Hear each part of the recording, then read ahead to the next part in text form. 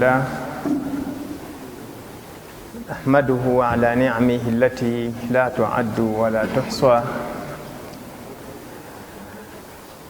صلوات ربي وسلامه على من جاءنا بالهدى ودين الحق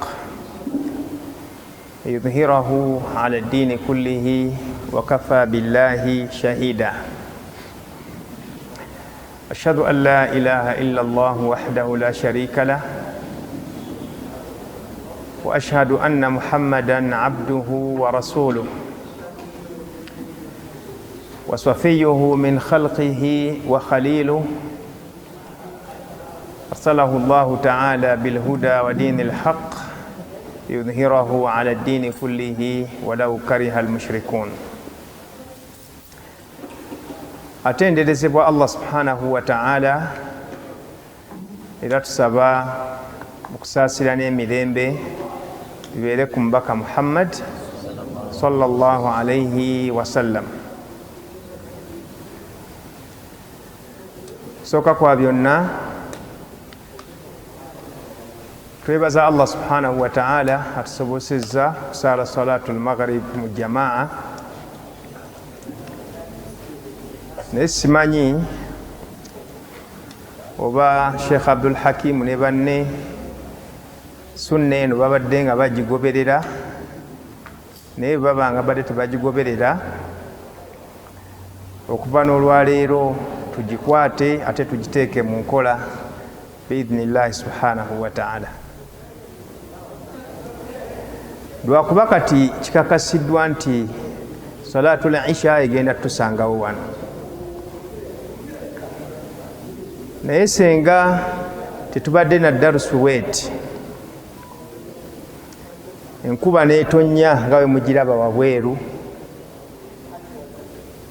kiri mu sunna za nabbi sallallahu alayhi wa sallam okugatta magharibi ne isha.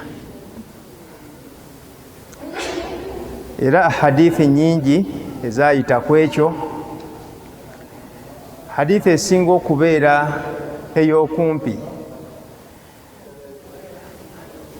جمع النبي صلى الله عليه وسلم بين المغرب والعشاء من دون خوف ولا مطر. نبي يغتako wakati wa magharibi ne isha nga tewaliyo nkuba wadde okutya. Eyatunyumiza hadithi eyo bamubuuza nti lwaki yakikola alla yataharraja ala nnas, obutakaluubiriza bantu. Naye baulamaa baffe bakikakasa nti wabaawo ensonga ssatu oba embeera za mirundi esatu nga tumaze okusaala salatul maghrib, tukkirizibwa era kya mu sunna olumala bwe tuti ne tusaala salatul isha. Mbeera esooka enkuba, wabula awo bagaziwamu nnyo. Senga tubadde tusaala neetandika bwe tumaliriza n'ekya, abaffe tugatta oba tetugatta, naye ekikulu kasita enkuba ebeerayo tukkirizibwa okugatta. Ekyokubiri okutya. Waliwo ebiseera ng'ebibaddewo kati ng'eyo ewaffe mu Buganda nga bakugamba ke bakusanga ssaawa 2 ng'okyatambula bakuteeka ku kabangali ya poliisi. Kati bwe tufuna omukisa okujja okusaala salatul maghrib, olumala okugisaala nga muadhin akima esswala nga tusaala salatu ki al-isha. Mbeera ey'okusatu, enkuba eyinza okuba nga yatonnye naye nga wabweru ettaka lingi, bisooto bingi, oba nga ekizikiza kingi. Lwaki tubikola?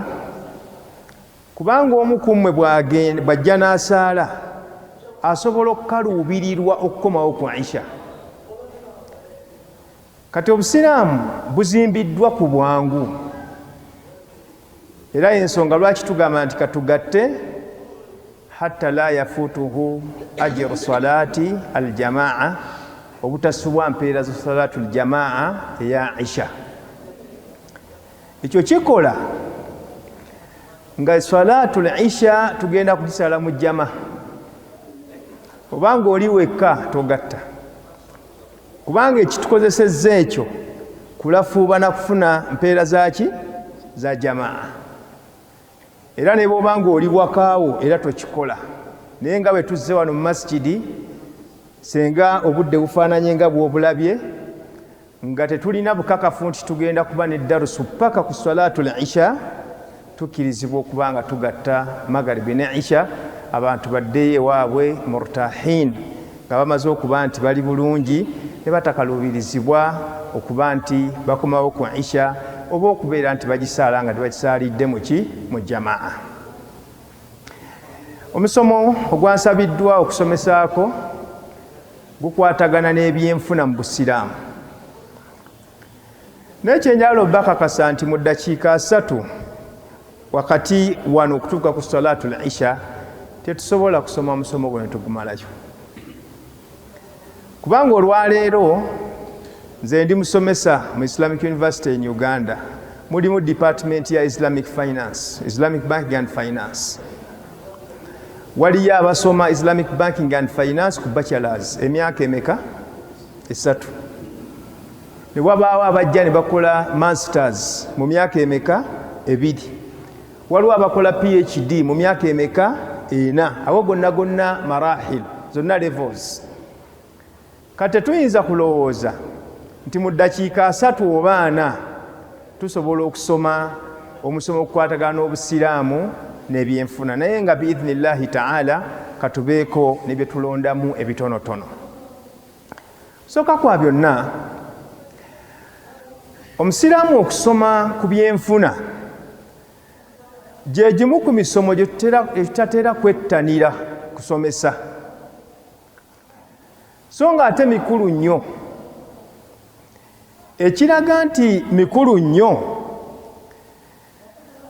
kwe kuba nti kizibu nnyo omusiraamu okuva mu swala n'asasaba riziki si bwe kiri era ne bw'aba avudde mu swala mu adhkaari ezisomesebwa Allahumma inna nas'aluka ilman nafi'an wa rizqan wasi'an wa amalan mutaqabbala. Oluva mu swala kizibu nnyo omusiraamu yenna ne bwe tuba mu swala rabbi ighfirli warhamni warzuqni osaba rizqa olugifulumamu bwoti wa rizqan wasi'an osaba Allah akugazirize mu rizqi. Kati tulina okusooka okumanya amakubo ge tuyitamu okufuna riziki ge galuwa. Ebisomo okukwatagana n'obusiraamu n'ebyenfuna gwe bayita al-iqtisadu al-islami, Islamic economics, musomo mugazi ate gwatandika dda okuviira ddala ku mulembe gw'omubaka Muhammad sallallahu alayhi wasallam. Kubanga nabbi bw'amala okutumibwa yasanga Abawarabu nga bakola, batunda, bagula, beewola n'emirimu emirala. Naye mukimanye nti obusiraamu buli we butuuka mu kitundu butunuulira abantu b'embeera y'ekitundu ekyo, ebikolwa byabwe. Ebikolwa ebyo obusiraamu bubitunuulira era bugenda okumaliriza nga buteekinze approaches 1 ku 3. Obusiraamu bwe buba nga bwakajjanga wano mu Fort Portal oba mu Kabarole, of course busanga abantu basuubula. Kye busooka okuba nti basuubula batya. Waliwo ebintu ebimu obusiraamu byaga nti kino kiri haramu, ekyo ky'obusiraamu ne kibugoba era ne kibugirawo ddala. Mathala omuntu bw'abanga asangiddwa nga riziki yagifuna mu kubba, oyo aba avuddemu kubanga obusiraamu tebukkiriza ki bubbi. Ne wabaawo ebimu bye tusangibwa nga tukola naye obusiraamu ne bugamba mugende mu maaso kubanga tebirina buzibu, kati ng'okutunda n'okugula. Ate ne wabaawo ebirala obusiraamu bwe bisanga nga bulinamukko halaali ne haramu ne butereeza nti kino mukijjeemu tutambule. Obusiraamu bwe butwe bukola ki? Bwe bufaanana. Kyova olaba mu shariya tetupapira bikolwa by'abantu. wala taqulu lima tasifu alsinatikum hadha haramun wa hadha halal. Toyanguwa kugamba nti oyo haramu oyo ki halal. Sooka kwetegereza, kubanga ekikulu mu busiraamu si kikolwa kya kungulu wabula ebikolebwa munda. Osobola okusanga omusajja olwaleero ng'akutte eccupa nga bw'otunuulira kungulu bw'oti olaba mazzi, naye ng'atadde mu ccupa ya mineral water, ng'ekituufu ekiri munda mwenge. Toyinza kugamba nti ekyo kiri halal kuba tutunuulira kirimu ki munda. N'osanga omulala ng'akutte eccupa ya bbiya oba ey'omwenge ataddemu ki amazzi, kyabanywa kibeera halaali oba haramu? Naam, kiba halaali, wabula obuzibu bw'abeera akoze kati tashabbaha biqawmin, aleese obuzibu nti yeefaananyiriza ki abantu, era aba yeetadde mu situation ya suspicion. Manye ennaku zino twagala nnyo okufaanana abantu. Waliwo embaga naddala ez'abasiraamu abakozeeko, kati waliyo eccupa ezijja nga ziringa za mwenge nnene bweti naye nga alhakiika galimu maki mazzi, batiro zikosa mu decoration. Ekituufu tetusaana kubyesembereza kubanga tuba twetadde mu situation ya suspicion, ate nga principle y'obusiraamu egamba ittaqu mawadhi at-tuham, temweteekanga mu situation yaki yakuba suspectinga. Kati lwaki njagadde okutandika bwe ntyo okubalaga nti Nabbi sallallahu alayhi wa sallam agenda okutumibwa, Abawarabu baali basuubula, era kyova olaba nti amateeka gajja wa ahalla Allahu al-bay'a wa harrama ar-riba. Obusiraamu bwasanga Abawarabu basuubula, si basiraamu, naye ne bukkiriza nti mugende mu maaso n'okugula n'okusuubula, naye ye riba mukole eki mumuleke. Embeera y'obusiraamu bwetyo bwekola ki bwetambula. Nabbi sallallahu alayhi wa sallam bwassibwako Qur'ani yajja nga buli kimu kyonna kye twetaagamu ekiri, era Allah agamba nti ma farratna fil kitaabi min shay, tewali kye twaleka bweru. Buli kyonna kye twetaaga ng'abasiraamu kulaakulana mu Qur'ani mwekiri, imma kirimu direct oba kirimu by reference. Oyinza obutakisangawo wano naye nga waliwo aya ya Qur'ani ekugamba nti ojja kukifuna mu makubo bwegati ne bwegati.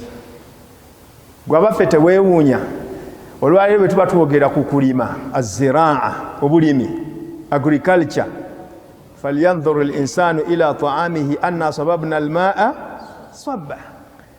Qur'ani yesooka okwogera ku kufukirira n'eraga nti ne tujjamu emmere efaanana bweti ne bweti ne bweti. Qur'ani yeyogera ku ziraa. Wa'allamnahu sana'ata labusin, industry, ebyamakolero, Qur'ani ebyogerako. Nabiyullahi Daawuda alayhi salatu wassalamu kaana najjaran, yali mubazzi. Tuli ffenna ma min nabiyyin illa wara'a al-ghanam, tewali nabbi okujjako nga yalunda ki? Kitegeeza nti foundation y'obulunzi mu busiraamu ojja kusanga ng'ekola ki? Nga mweri. Kakati ebyo byonna bw'omala okubimanya tusigala twebuuza, abasiraamu tuyimiriddewa mu busuubuzi, tuyimiriddewa mu bulimi, mu bulunzi, mu makolero n'ebintu ebirala. Ojja kwesanga nga waliwo abalala abajja ne babitutwalako, naye nga ekituufu kiri nti bino byonna biri mu Qur'an, biri mu buyigiriza bwa Nabbi Muhammadi sallallahu alayhi wa sallam. Si ekyo kyokka, services ze bayita al-khadamat service ne silaa gye bayita commodity, byonna ojja kubisanga nga mu busiraamu bikola ki? Mwebiri.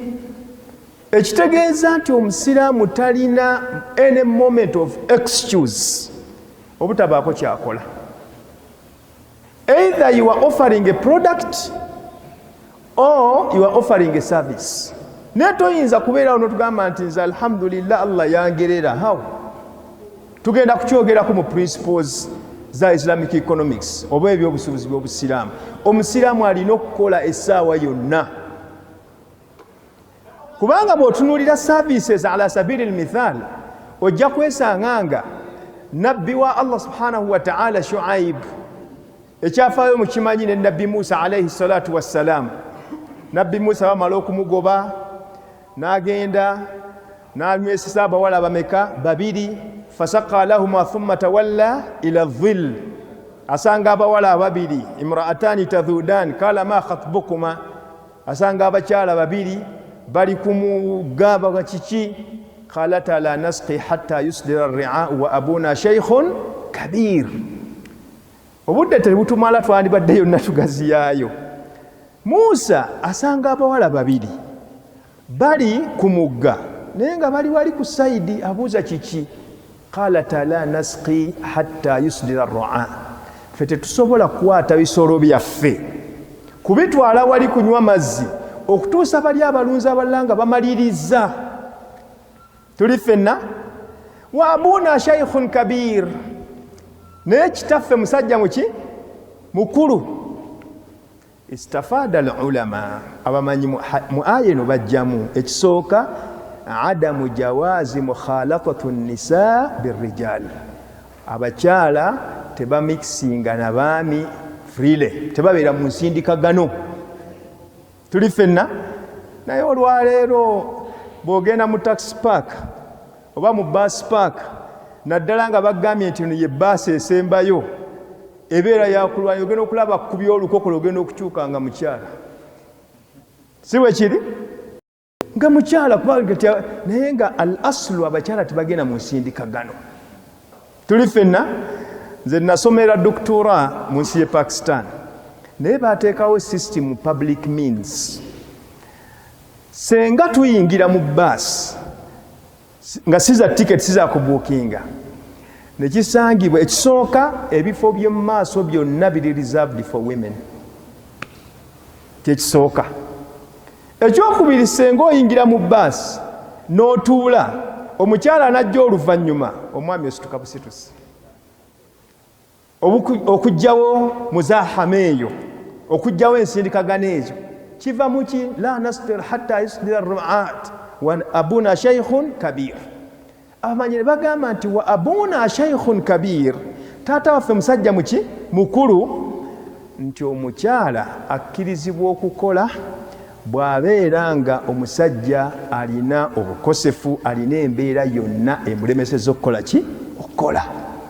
Kubanga al aslu taata waabwe yali alina okulunda, naye olwokuba musajja mukulu ng'abawala ate be baliwo tewaliwo balenzi, baali balina okuba nti bakikola ki? Bakyekwatiramu. Kati mu mbeera yonna omusajja bw'aba alemereddwa okukola, omukyala akkirizibwa okukola bisharuti nga gy'akolera teri nsindikagano, gy'akolera asigaza ekitiibwa kye ekyobukyala, gy'akolera tewajja kumuleetera fitna, byonna bivaawo. Naye nze kyenjagaddemu, Musa alayhi salatu wassalaamu obudde bwe bwawungeera abawala ne baddayo, taata yababuuza nga mukomyewo bukyali? Naam. Ne bamugamba nti wabaddeyo omusajja oyo akoze eki? Atuyambyeko. Mugende mumuyite. Omu najja, fajaat ihdahuma tamshi ala istihya, omu yajja nga atambuza nsonyi. Awo nawo waliwo ahkamu. Omukyala tamala gatambula bw'atyo. Naam, omukyala embeera yonna alina kutambula nga atambuza ki? Nsonyi. Qalat inna abi yad'uka liyajziyaka ajra ma saqaita lana. Taata akuyita akuwa empeera okuba nti otuyambyeko okukola ki? Okunywesa. Naye obutabawanvu ya nnyo, omukyala yakola recommendation eri kitaawe. Qalat ihdahuma ya abati stajiruhu. Kino kyenjagadde. Omukyala yagamba waaye taata omusajja ono muwa omulimu. Mulimu gwaki? Gw'obupakasi. inna khayra man istajarta alqawiyyu al-amin. Omusajja ono mulabyemu amaanyi, mulabyemu obwesigwa. Omuntu yenna akola omulimu, kino kibadde kirana kujjira mu khutba. Tulina obuzibu bw'amaanyi nnyo okuba nti kati abantu baagala positions za responsibility naye nga tebalina qualifications. Qualifications mu Busiraamu ziri mmeka? 2. Esooka al-quwwa, amaanyi, kyoyita okuba nti olina ability y'omulimu ogwo, wagusomerera. Bwe guba gwetaaga kukola ki? Kusoma. Al-amin, abafu oli mwesigwa. Musa alayhi salatu wassalamu n'akola omulimu gw'obupakasi, ekitegeeza nti bweba service Obusiraamu bwakola ki? Bwajoogerako. N'emirimu emirala mingi nga bwe mbagambye nti bannabbi ba Allah subhanahu wa ta'ala bangi baalundanga.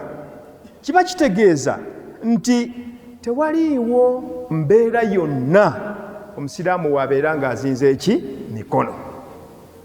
Mu kuyitamu amangu, ebitabo bya fiqhu al-islami, Islamic jurisprudence, birina emiryango. Omulyango baguyita al-muamalat, transactions. Era buli bw'osanga ebitabo bya fiqhi byonna byogera kukola. Mulimu okutunda, mulimu okugula, mulimu okwewola, mulimu obupangisa n'ebirala bingi. Lwaki abamanyi baffe baayogera ku ebyo byonna? Kukulaga nti gwe Omusiraamu embeera yonna gy'obeeramu erina kubeera nti mbeera yaki? Mbeera ya kukola. N'ebitabo ebirala byawandiikibwa specifically nga biri ku ekyo. Nga njagala okutuuka ku kye njagala okumalirako, Obusiraamu oba shariya yajja okukuuma maqasidu mmeka? 5. Era bw'oba oyagala okwepima Obusiraamu bwo we butuuse, weepimira ku bigendererwa bimeka? 5. Ekisooka hifdhu ddiin, okukuuma eddiini. Naam, eddiini tugikuuma tutya? Okuba nti as-salawatul khams tuzisaala, zaka tugitoola n'ebirala. Kyekisookerwako ekigendererwa ekikulu.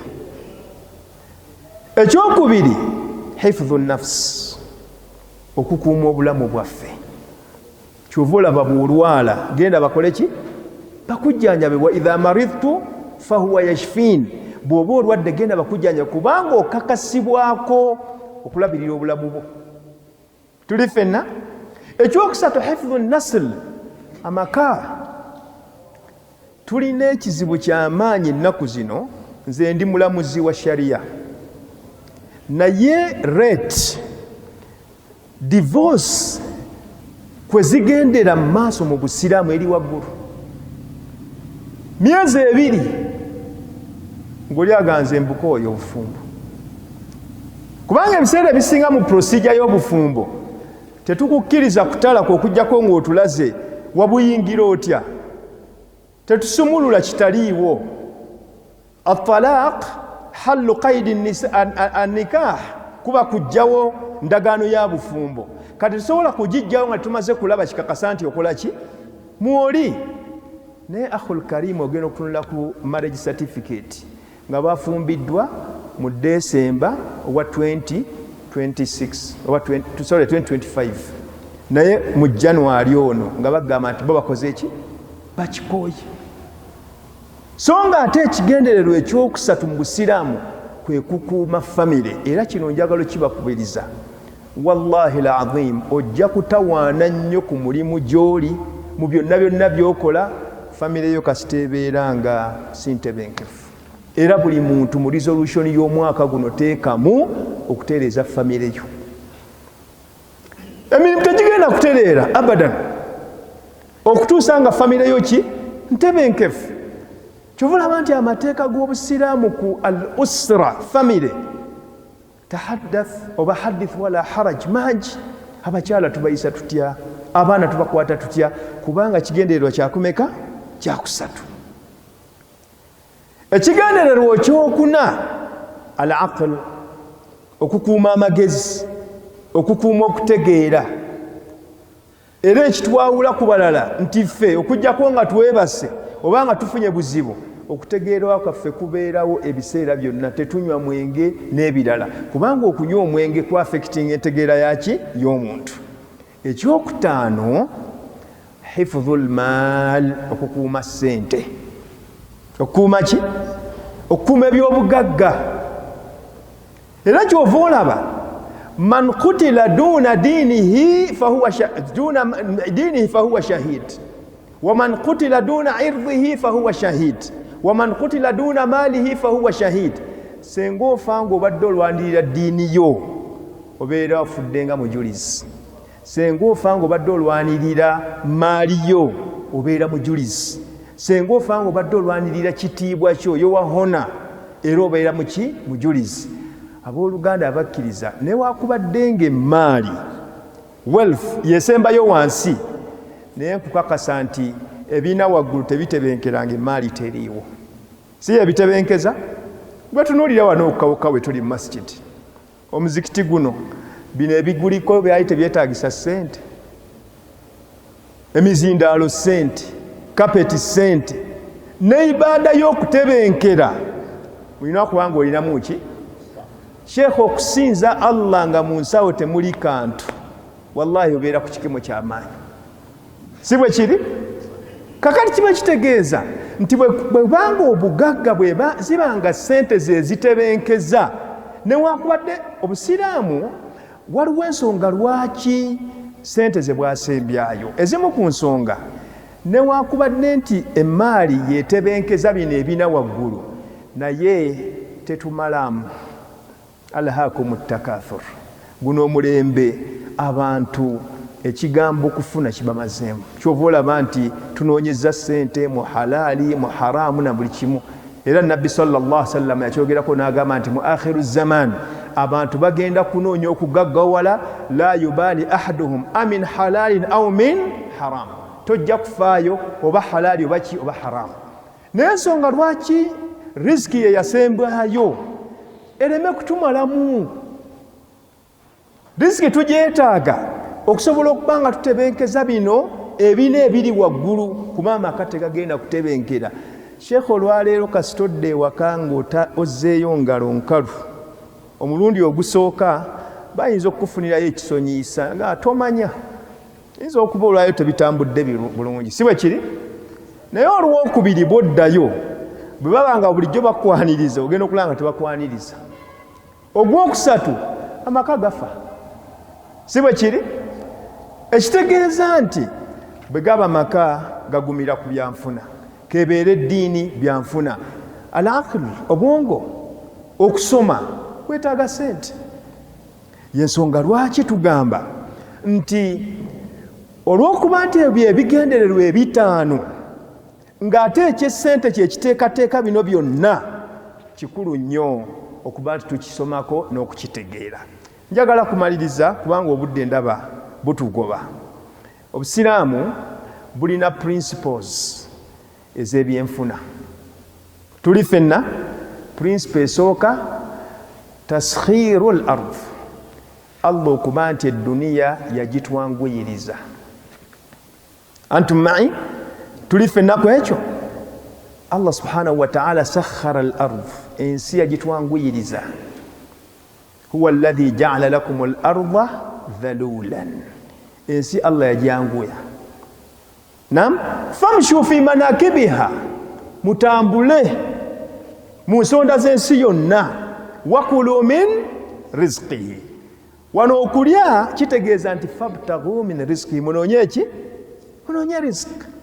Era ffe mu Busiraamu riziki togamba nti eri wano wokka, bwegaana wano ng'ogirumba ewalala kasita ebanga ya halali. Tuli ffenna waliwo Omusiraamu eyo ewaffe tetumanyi mirimu emeka gyakola. Era olumu agamba nti seeka sirina mulimu gwe sikoze, noonya ki? Noonya riziki. Limu twamubuuza nti sheekhe embaala obeerayo n'ogenda ewa n'ogenda wa, n'agamba owaaye nze riziki yange Allah yagisaasaanya, kati nze obwange gwagenda nga ngikuŋŋaanya yonna yonna Allah gye yagikola ki? Gye yagiteeka. Wabtaghu min riziki wakulu min rizqihi ay ibtaghu min rizqihi. Omusiraamu olina okuba nti onoonya ki? Riziki. naye wa ilaihi nushur. Byonna mubikole nga mumanyi ewa Allah tukola ki? Tuddayo. Eyo principle esooka.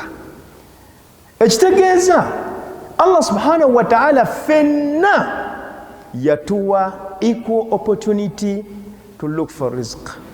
Kasitoba ng'oli wano tuli fenna, era mukiraga nti Allah subhanahu wa ta'ala yatwanguyiriza. Obusiraamu tebwatunuulira tayipu ya mulimu.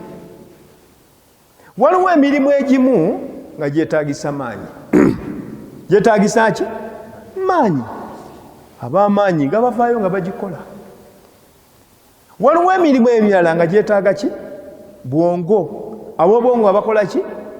Era mu Busiraamu tetugaya mulimu.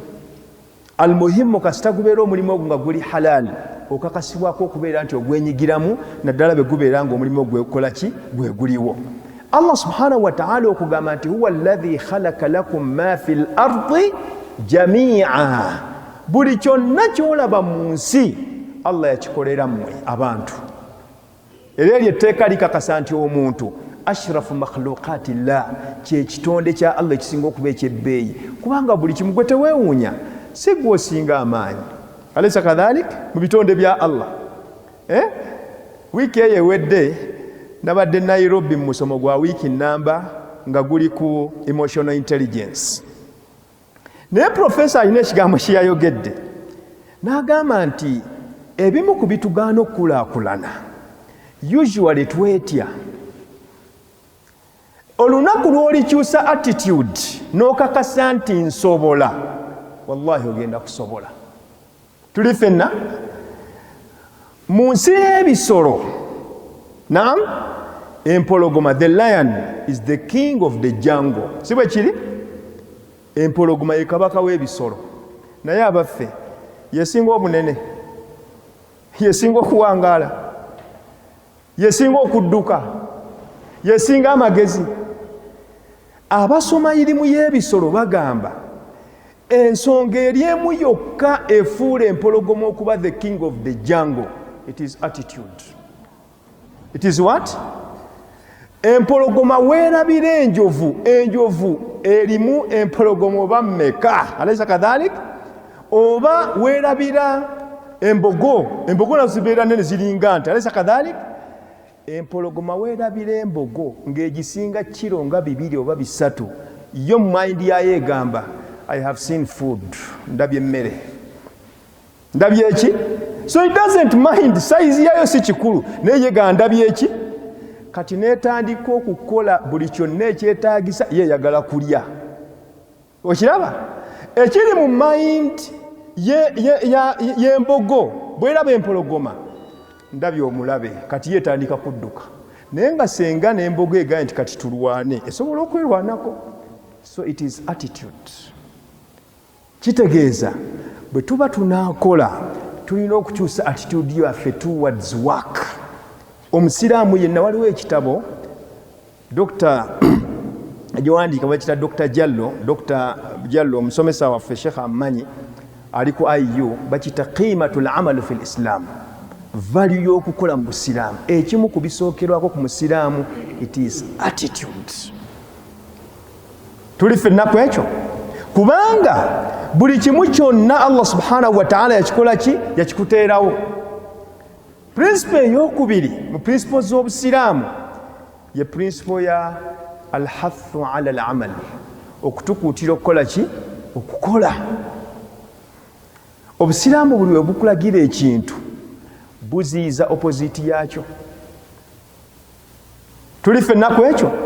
Obusiraamu bwatugamba tukole ne butugaana idleness, okubeeraawo nga gwolera ngalo.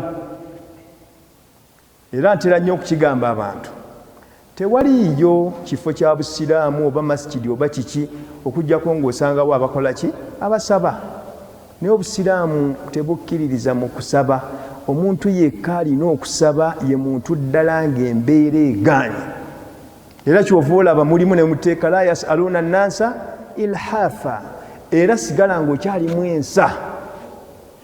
Waliwo hadithi ya Abu Huraira, Nabi sallama bwe yagambira nti omu ku mmwe okukwata omugwa n'agenda mu kibira n'akuŋŋaanya enku n'asiba ekinywa n'akiteeka ku mugongo gwe n'ajja n'akitunda n'afunamu 10,000 oba 20,000 khairun lahu min an yas'ala an-nas kyekimusingirawo okusinga okusaba abantu a'tawuhu aw mana'uhu oba bamuwadde oba bakoze eki tebamuwadde.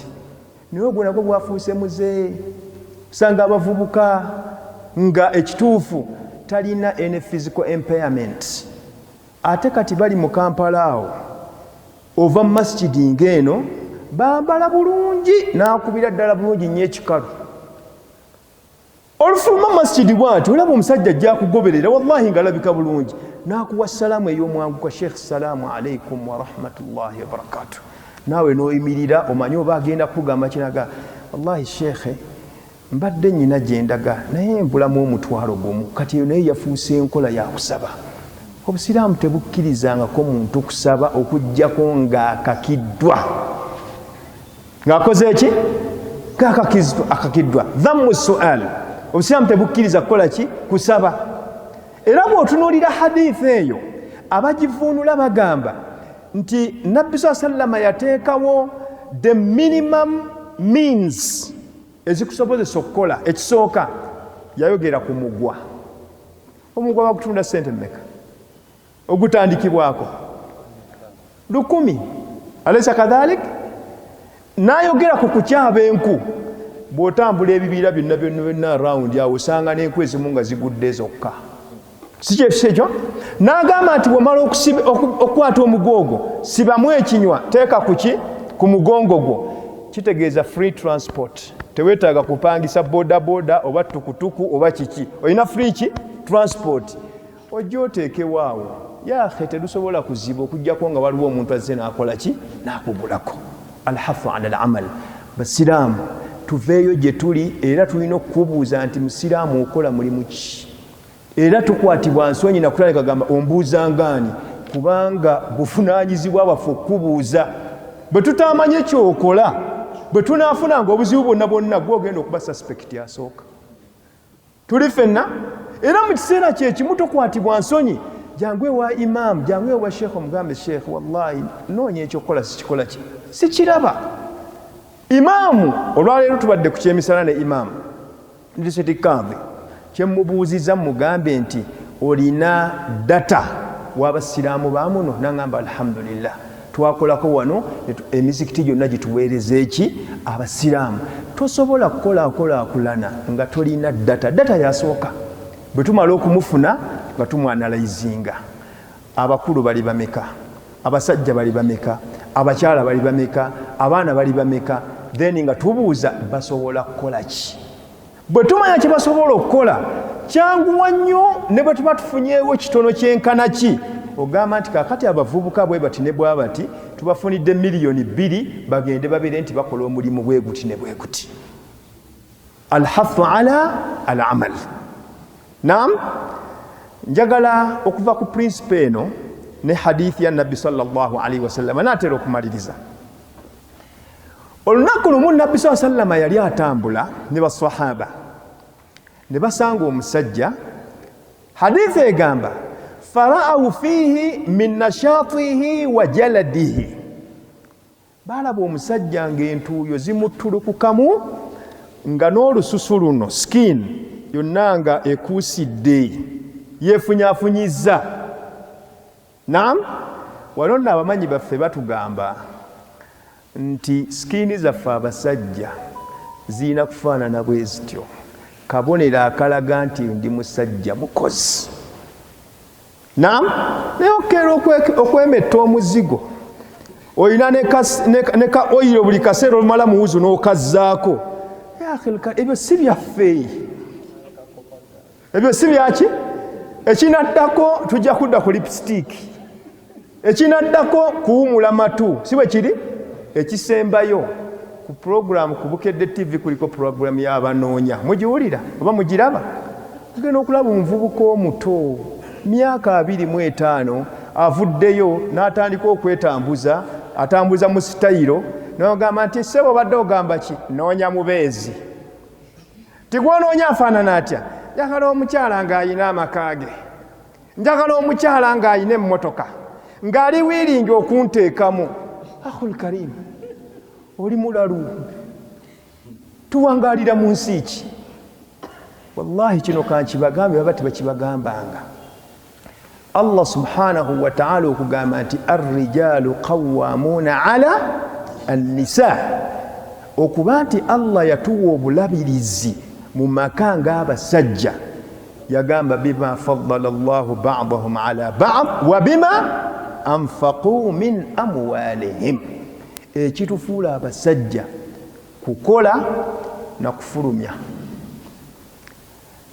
Buli bw'okiteeka mu bwongo bwo nti ogenda kufuna omukyala akulabirire, obusajja bwo oba obusudde ku bbali. Tuli ffennaku ekyo. Era ensonga lwaki buli bw'olowooza nti omukyala yagenda okukwata ku ssente zazikuwe, kati yagenda okufuuka omwami gwofuuka omuki, kati atandika kuwa mateeka. Ssebo wange oyingira ssaawa 2, naawe musajja watunga oli awo ennyabo, kubanga wagaana okukola ki? Wagaana okukola. Thaniyan, uqsimu billah, ne bw'aba akwagala atya tagenda kuwa kitiibwa nga si gwe omulabirira. Ekyo kyo kya mu butonde, ekyo kyo kyaki? Era ne babalimbalimba nti nze sifaayo, nze sikola ki. Naku zino ebimu saagala byogera mu kamera, naye Kampala ewaliyo obusajja mbabuyita bu smart wire. Mubuwulira bu smart wire? Mbubwo obusajja butebenkevu, Allah yabuwa amaanyi g'ekisajja, mbukubanga abakyala bo beetaaga bwetaazi saaviisi yaabwo. Ani yakugamba? Ebyo bisobola kubeerawo myezi 3, 4, 5, 6 egisooka, bebiggwawo omukyala atandika okugamba nti kiki oleeta wano? Amaka gage, emmotoka ye na buli kimu, ogenda okumaliriza nga kugamba nti seeka siba ebintu by'ofulume ewange. Olaba kawaama bwekuveddeko, tosobola kukulembera makaago bw'obanga tolina bima anfaqu min amwalihim. Tuli ffennaku ekyo. Kaakati nkijje mu kiri, fara'u minhu jaladahu wa nashaatahu, balaba omusajja ng'akuusidde, fe omubiri gwaffe gulina kuba bwe guti. Sheikh Abdul-Hafiz totunuulira gwange, kati ogamba nti naye seeko gugwo nga tegukuusidde nnyo, nze enkola eyange si y'amaanyi. Tuli ffenna eyange yaki? Ya bwongo. Kati omusajja oli yali akozesa maanyi, abasajja ne bagamba nti oyo senga amaanyi ago agatadde fi sabirillah, omusajja oyo amaanyi ago, entuuyo ezo senga abadde azitadde mu jihad. Nabbe bwe yawulira ekigambo ekyo n'abatereeza, era naffe bwe twagala tutereere. Yagamba in kaana kharaja sa'yan li nafsihi, in kaana kharaja li shaykhayn kabirayn, oyo gwe mulaba senga abadde yalekayo bambi bazadde be babiri, taata ne maama nga bakadde tebasobola kwekolera, ng'enniye emufulumizza okukola kuba nti agabirira bazadde be, fahuwa fi sabilillah, aba mu kkubo lyani? Ya Allah.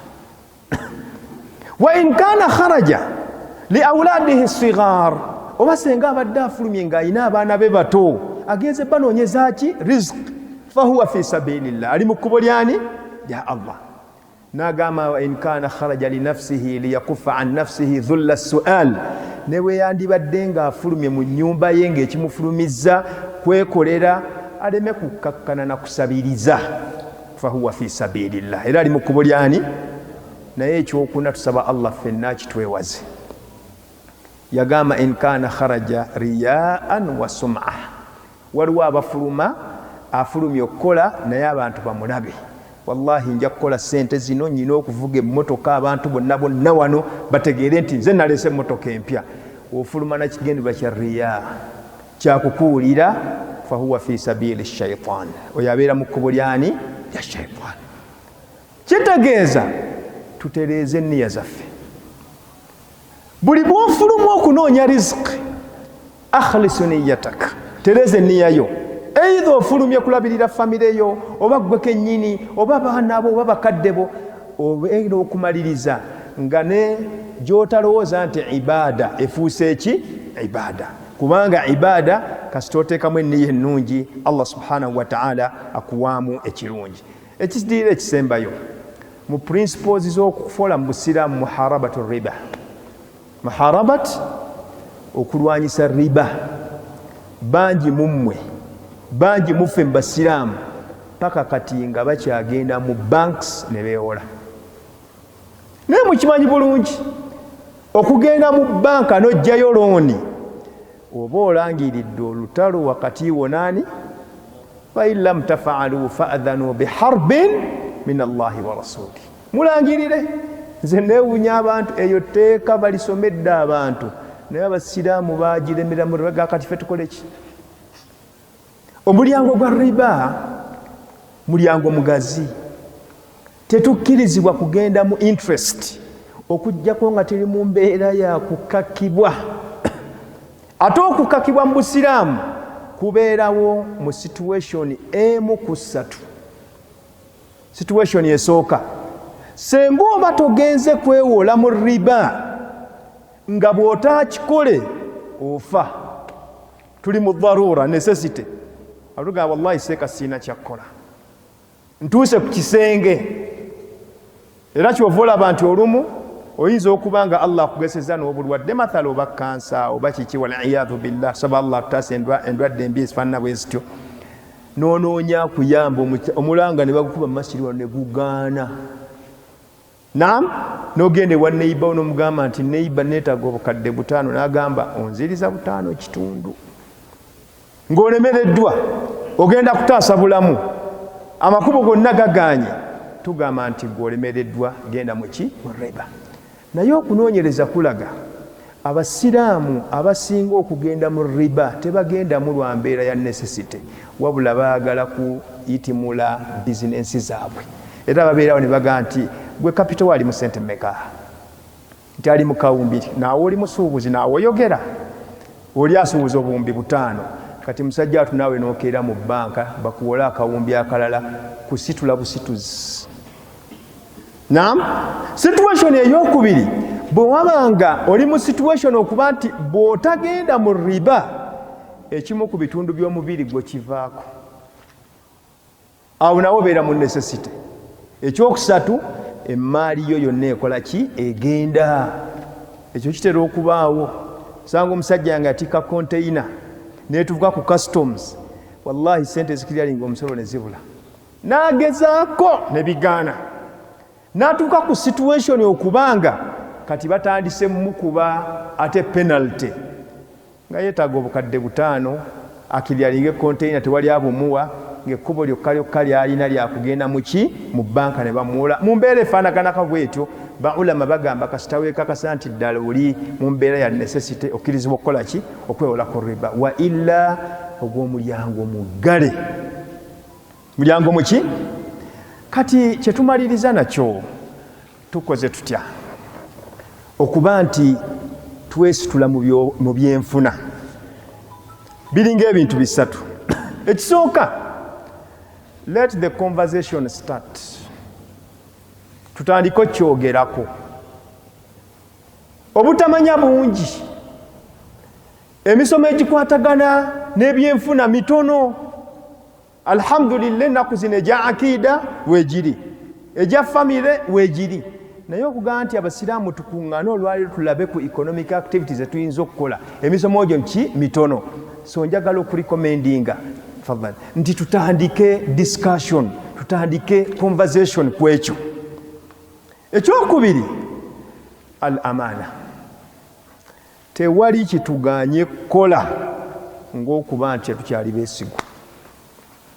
Wasadaqa Rasulullah sallallahu alayhi wa sallam, nabbi yagamba awwalu ma yurfa'u min ummati al amana. Obwesigwa abasiraamu bwatugwako dda. Omusajja ajja okwewolako nga naye mu mutima gwe akakasa mbu tagenda zikuddiza. Azza okukola ki? Lwazza okuzikwewolako ye kennyini ng'akakasa tagenda kukola ki? Naye nakkaabira ekizibu, n'alayira, n'agamba mu myezi 3 akola ki? Naye nga naye yennyini bulaga nti sijja zimuddiza. Naam, so kakati twagala okugamba tusooke tuddeyo tutereze amaana. Ani azimba? sawa tugende maaso naam kuba tuli mu kumaliriza tusooke tutereeze amaana tuli ffenna ekyokusatu tukoze tutya partnerships tukole ki bannaye nga tetunnaba nagenda mu kwewola naffe kenyini tusobola okukola partnerships wakati waffe abamu ne bayamba abalala kisoboka bulungi era bwe twogera ku partnerships tutegeeza nti abasiraamu musobola okukola sako zammwe imaamu asobola bateekulamu 10 ne mukola usra ya abubakar ya umar ya uthman ne mubuuza nti ffe economic activity ki ekituyinza okukola naye nekitta partnership era mukimanyi amaana abantu bangi batandisa amasomero mugatandika buli bulungi kasali tandika okupiikinga oli naaligobamu omulala ne batandika business kasite piikinga omulala namugoba najjamu omulala naye senga abasiraamu baali bawuliriza hadith eno naam twandyezeemu ne tutereeza amaana yaffe nabbi sallallahu alayhi wasallama atutegeeza mu hadithu alqudus ti allah yagamba ana thalithu sharikain ana thalithu nze wakusatu kuba partners ababiri tuli ffenna partnership yonna gyoyagala okwogerako ezo nago mulyango mulala babu sharikat partnerships era okugaziyako akatono tewali kikulemesa kukola wadalilu ala dhalik ne bwoba tolina capital osobola okutandika partnership mu bitabo bya fiqh mulimu partnership gye bayita sharikatul wujuh eya face musiraamu okimanyi nti face yo capital oba tokimanyi okimanyi nti face yo capital wallahi face yo capital kankubuuza ekibuuzo ekirala olowooza buli anzigira muwola ogamba buli ampita ngenda era olowooza nti senga baada allah nabadde simanyi Abdul-Hakim ono nti muyizi wange kyandinyangwidde okujja Fort Portal his face is capital tuli ffenna face yo either ya bulimba oba ya bwesigwa oba ya trust londako kyoyagala ebeere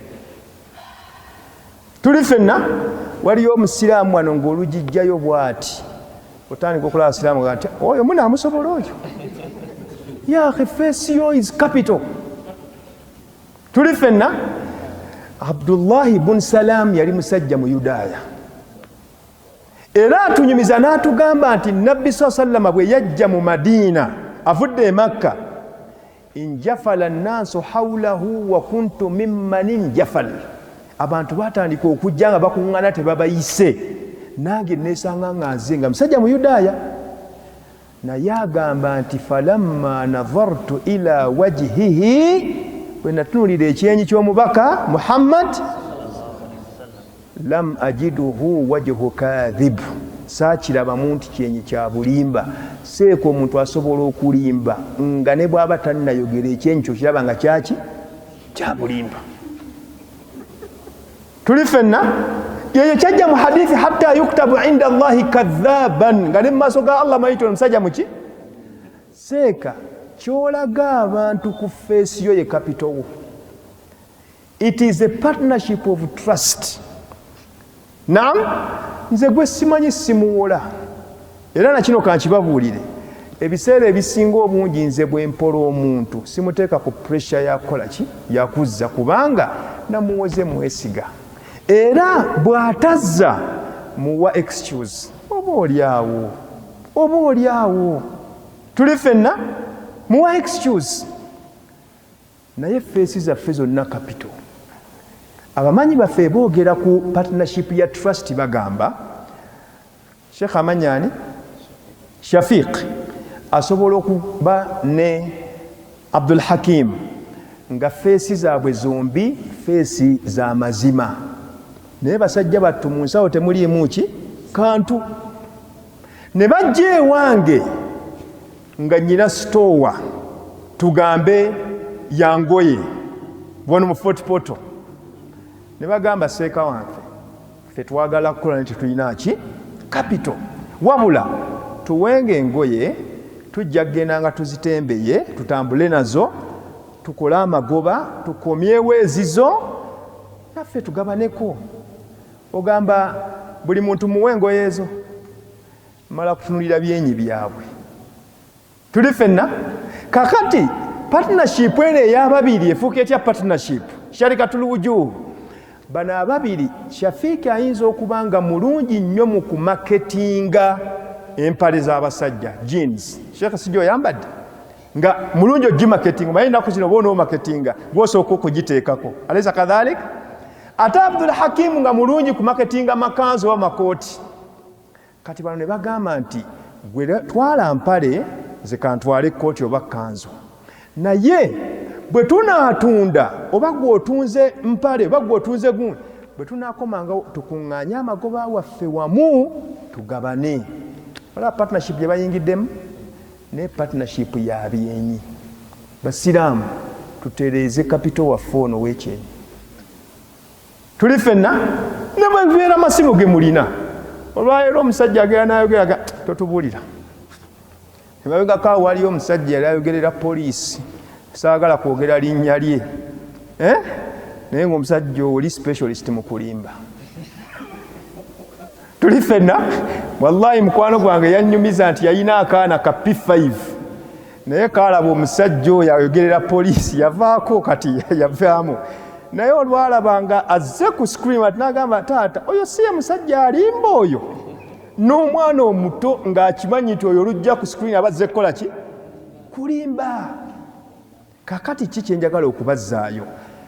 Nabbi sallama yagamba nti Allah yagamba nti ana thalithu sharikain, nze partner w'okusatu kubameka ku babiri, naye ma lam yakhun ahaduhuma al-akhar, omu bw'aba takumpanyiza. Fa in khanahu, kasita okumpanya patina wo n'otandika okulimba n'oteekamu balooya n'otandika okukola ki, kharajtu min bainihima, Allah ng'agamba partnership nga ngikola ki, nga ngivaamu. Kati golaba muntu ogamba essomero kati lyafuuka lyange nzekka, temukyalimu baraka. Tuli ffenna. N'olw'ensonga eyo njagala okumaliriza omusomo guno nga mbakubiriza, awalan tweteeketeeke tubeere beesigwa, tubeeko ne groups ze tukola, bwe tunaabanga ezo tuzimaliriza insha Allahu taala tusobola okubaako ne programs ze tusobola okuba nga tugenda mu maaso nazo. Akasembayo, Islamic banking and finance yatandika dda mu Uganda. Tuli ffenna, amateeka kati gamala dda okukolebwa, era waliwo ne bank, Salam Bank, simanyi oba eno yatuukayo, yatandika dda okuoperatinga. Bwe ba banka tennatuukayo, Islamic SACCOs, ate temulinda SACCO za PDM, nammwe mutandike SACCO zammwe. Gwe kennyini naffe tusobola okubeera our own banks, nti tuwola era ne tukola ne tugabana amagoba.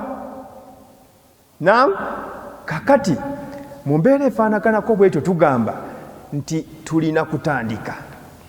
Enkola ya Islamic finance tefaanaganako na nkola za banka zino, kubanga mu Islamic finance tebaesigamidde ku interest, wabula muyingira ne banka mu kukola. Banka ekwata ssente n'ezikuwa, n'ogenda okugulawo project, ne mukkiriziganya nti amagoba gagenda kubeera bwe gati, bwe nnaaleetanga amagoba banka efunako 60%, bw'ofunako 40%, ne mutambula. Kati waliwo modes eziwerako, waliwo mudaraba gye bayita dormant partnership, nga gwe toyina capital, banka neekuwa capital, n'ogenda otandika project y'enkoko. Ebulungi obukirimu ti banka ebeera ekulondoola ofunye buzibu ki, era obuzibu ne banka ebwenyigiramu. Ku nkomerero ya byonna Allah bw'abanga bawadde amagoba ago ne musobola okubeera nga mugagabana wakati wammwe. eyo yenkola ey'Obusiraamu. Bwebanga si eyo nga bwe mbategeeza musobola okutandika sakoozi zammwe wakati wammwe. Bwe mubanga ebyo mubikoze kiba kitegeeza nti tusobola okutandika okubeera nga tukola ku nkola ey'Obusiraamu. Ekituufu mods ziwerako, kansembyeyo attakaful Islamic insurance eyo nayo yatandise weeri seka abasajja batukozeemu ssente mu insurance. Ovuga emmotoka alaysa kadhalik, ogula third party oba waliwo abavuga comprehensive, emmotoka yo n'oginshuwaringa oba ekizimbe. Kati bagamba ekizimbe mu tawuni awo tosobola kuba na kizimbe okujja ngo olina insurance yakyo, si bwe kiri? Amasomero agamba olina okuba ne insurance, emmotoka olina okuba ne insurance. Kati kyokola ng'ogenda mu insurance company ng'ogola insurance policy nga bagamba nti emmotoka yeeno okugikukuumira weetaaga okusasula insurance ya miliyoni mmeka? 5. Ng'ogisasula kubanga gavumenti ekugamba tokkirizibwa kuba na kizimbe ng'ekyo oba ssomero ng'eryo okujjako nga lirina ki? Insurance. Naawe kennyini nannyini kizimbe gw'okyagaliza okukwata omuliro? Nedda. Era bagamba tolina okuteeka mu fire extinguishers, olina okuteekawo biki n'ebirala. Omwaka ne guyitawo wasasula miliyoni mmeka? Ekizimbe ne kitakwata muliro ne kitabaako naki?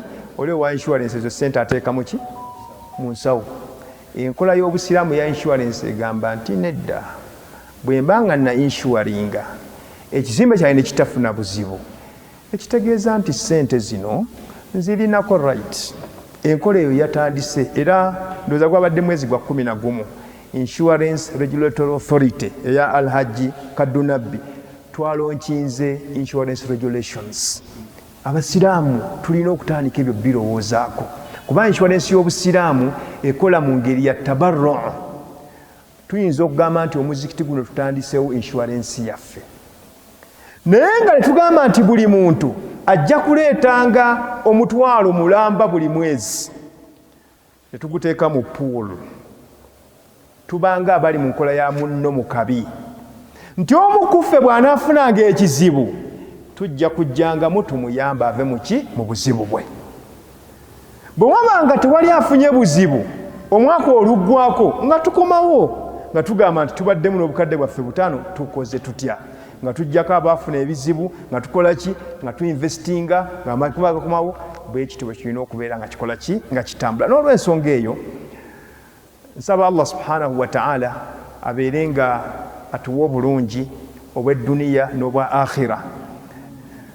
Edduwa gye tusinga okusaba tugamba nti rabbana atina fi dduniya hasana. Bannaaye obulungi butandikira wano, era edduniya bwekunyiga oyinza okumaliriza ne akhira ekoze eki? Kyovula nabbi kaana yastaidhu min alfaqr. Nabbi yalinga wa audhu bika min alfaqr. Obwavu obumu bukutuusa mu bukaafiiri, oyinza okuvaamu n'ekigambo naye ng'ekikutawaanya bwavu. Kyova olaba nti rabbana atina fi dduniya hasana nki nkulu. Tusaba Allah subhanahu wa ta'ala ku dduniya atuwe bulungi ne ku akhira atuwe bulungi nga atuwonya omuliro. ربنا آتنا في الدنيا حسنة وفي الآخرة حسنة وقنا عذاب النار. وصلى اللهم على سيدنا محمد وعلى آله وصحبه وسلم والحمد لله رب العالمين والسلام عليكم ورحمة الله.